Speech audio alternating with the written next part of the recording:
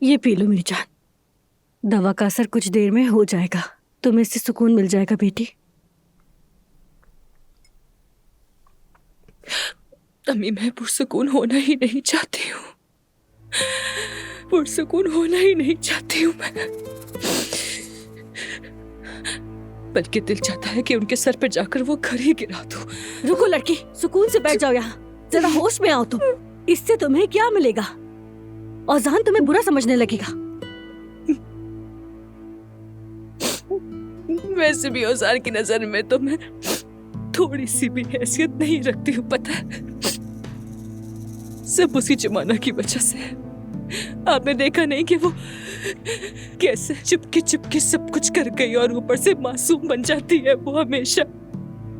मैं उससे मोहब्बत करती हूँ, ये बताया था मैंने उससे, लेकिन वो उसे मेरे हाथों से छीन कर ले गई। मुझे समझ नहीं आया और अब मुझे नहीं पता कि मैं क्या करूं। मुझे वाकई नहीं मालूम। ये सब मुझ पर छोड़ दो, मैं ये मामला जुमाना के साथ खुद हल करूंगी। अपनी माँ पर भरोसा रखो, ठीक है? तुम बस इत्मीनान रखो बेटी। चलो उठो, चलो जाकर फ्रेश हो जाओ, बेहतर फील करोगी। जाओ मेरी जान। मैं फ्रेश नहीं होना चाहती हूँ अम्मी, मुझे इस वक्त कुछ नहीं करना है, मुझे बस औजान का सोचना है।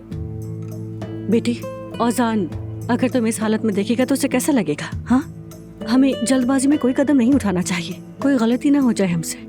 हमारा रास्ता लंबा है, ठीक है? अपनी माँ पर भरोसा रखो। चलो जाओ, जाकर फ्रेश हो जाओ, पुरसुकून हो जाओ मेरी जान। चलो। ठीक है।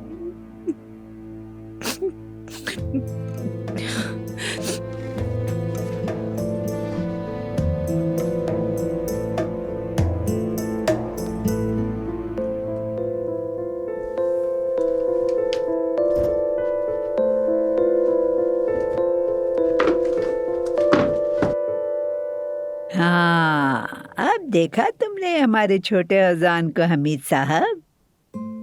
शेर का बच्चा भी शेर होता है। देखा तुमने हमीद, शेर। हाँ, देखो लड़के ने अपनी कलाई की पसंदीदा घड़ी से लेकर गाड़ी तक सब कुछ छोड़कर यहाँ से चला गया। अब रात दिन काम करके तुम्हारा कर्ज भी अदा करेगा। तुम खुद अपनी आंखों से देखोगे इंशाअल्लाह। खुदा हाफिज। खुदा हाफिज।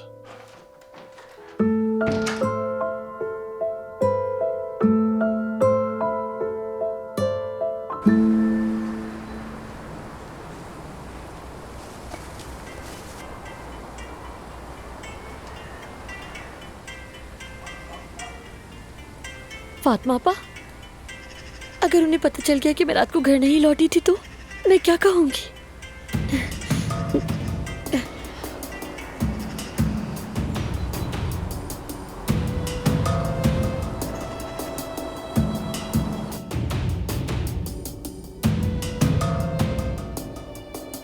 ओहो, चालाकी दिखा रही है, मेरे फोन तक का जवाब नहीं दे रही है।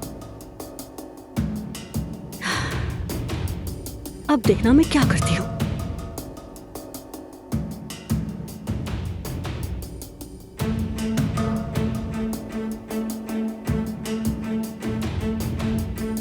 देखो देखो देखो, जिस घर में रह रही है वहां का राशन तक लेकर आ रही है।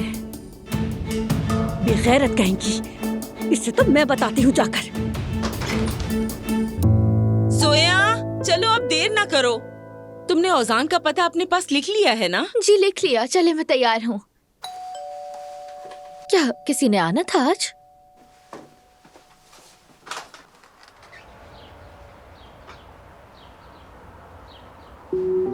एलिफ?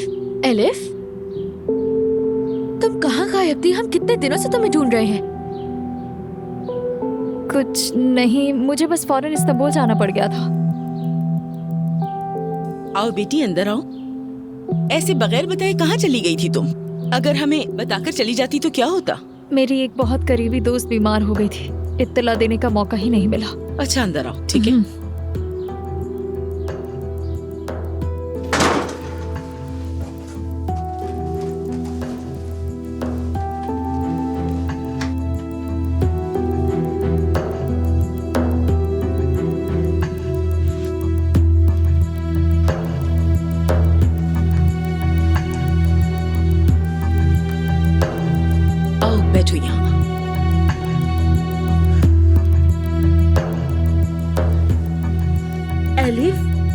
कहाँ थी तुम? कहाँ चली गई थी? अरे क्या हो गया, आ तो गई हूँ। 2 दिन पहले आप सब मुझे इस घर से निकालने पर तुले हुए थे, है ना? अब लगता है मेरे बगैर रहा नहीं जा रहा आप लोगों से। मेरी इतनी याद आ रही थी क्या? ये तुम्हें मजाक करने का वक्त लग रहा है? ये बताओ तुम्हारा फोन क्यों बंद था? टूट गया था, पैसे नहीं थे कि ठीक करवाती मैं।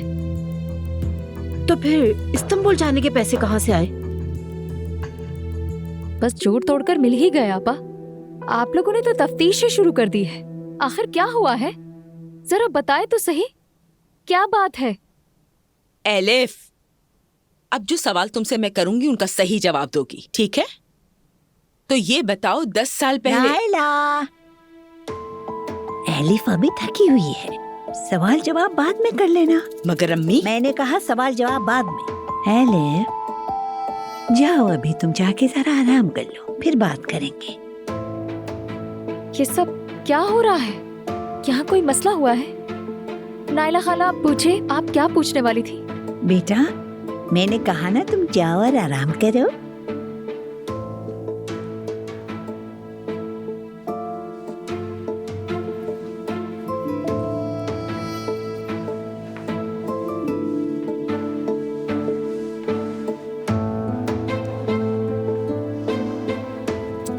अम्मी, आखिर मैं उससे सवाल क्यों ना करूं? मेहमत ये कह रहा है कि एलिफ का एक बच्चा है और वो उमर का है। मालूम है मुझे, मगर एलिफ से सवाल तुम नहीं उमर करेगा, समझ गई? चलो उमर को फोन करो और कहो यहाँ आ जाए।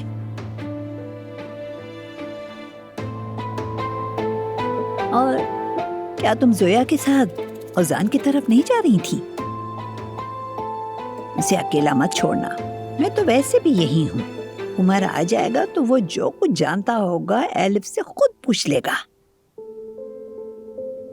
ठीक है, फोन कर दूंगी। अल्लाह बस सब खैर करे।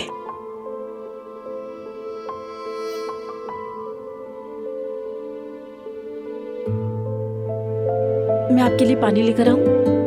हाँ ले आओ।